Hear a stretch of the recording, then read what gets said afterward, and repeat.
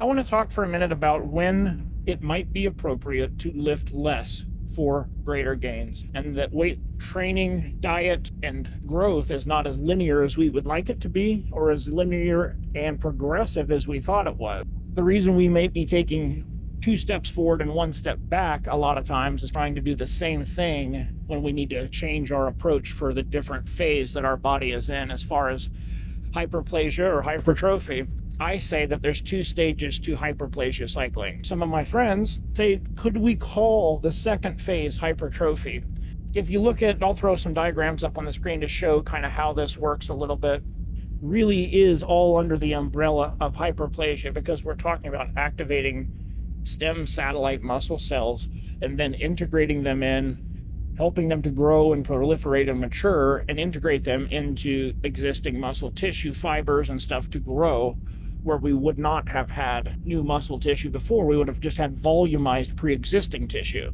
So whether you want to call it hyperplasia / hypertrophy, like 1 and 2, or stage 1 and stage 2 of hyperplasia, the fact remains that there are some very different things that go on in these 2 different stages.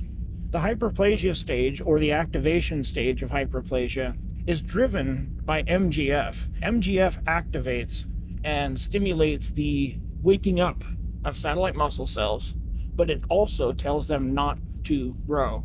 So when MGF is in the system and affecting said muscle cells, they're in a quiescent state. They're in a sleeping state, basically. Think of a butterfly in a larva state, right? What happens to wake them up? It has been said, and I don't know that it can be verified, that nucleus overload, blood flow restriction, what do they call that?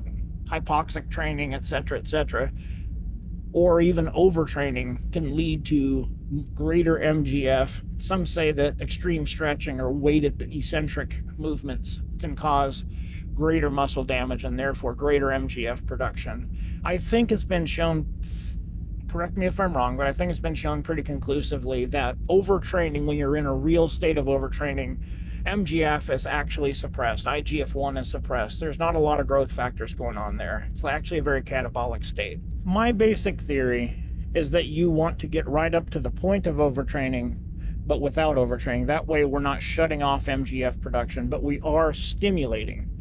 Also, if you're not going to fast to use that as your period to wake up your stem cells, then at least you can do time-restricted eating to whatever's comfortable for you, whether that's a 16-8 or a 20/4. The idea is to group your meals around a certain period so that you're in a somewhat fasted state the rest of the time, and also to have your workout within that same period. So any mTOR stimulation during this period of activating cells is done within a 4 or 5 hour window. The rest of the time you're in a somewhat fasted state. There's no mTOR.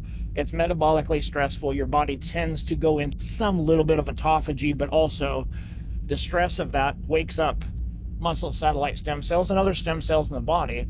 You could do a ketogenic diet, you could do calorie restriction, you could do time restriction, and I would say do all 3. Just go right under your caloric needs, put that in a 4, 5, 6 hour window, get your workout done in that same time, and this is your period, whether that's for 2, 3, 4, or 5 weeks, maybe even 6 weeks, to where you're creating a stressful environment to wake up those satellite cells. Now, if you don't think there's anything to this, I want you to think about something. When a bodybuilder does a 16-week contest preparation cycle, where they are going through extremes of low calories at times, how many people see their best gains in a recovery phase post-contest, and especially if their training and intensity is reduced? So what I talked about before was bringing your training volume up right to the point of overtraining while restricting your calories for a period of time. This is to wake up the stem cells. This is to get things rolling.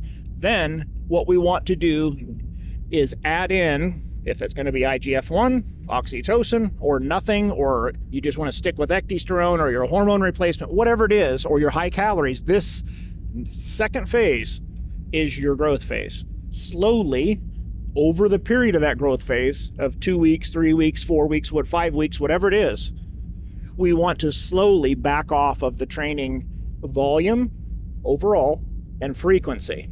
The theory being that every time you train, you turn on mTOR, you turn on protein synthesis, you turn on some anabolic hormones, or at least some activation of that process. But the training itself, especially higher volume training or more intense training, require the production of MGF. Now remember, MGF causes a deep quiescent state in new satellite cells. My suggestion is as soon as you go into that anabolic phase, the hypertrophy phase, or stage 2 of hyperplasia, where you're growing the cells that we've activated, that's when you want to slowly back off your training volume and frequency.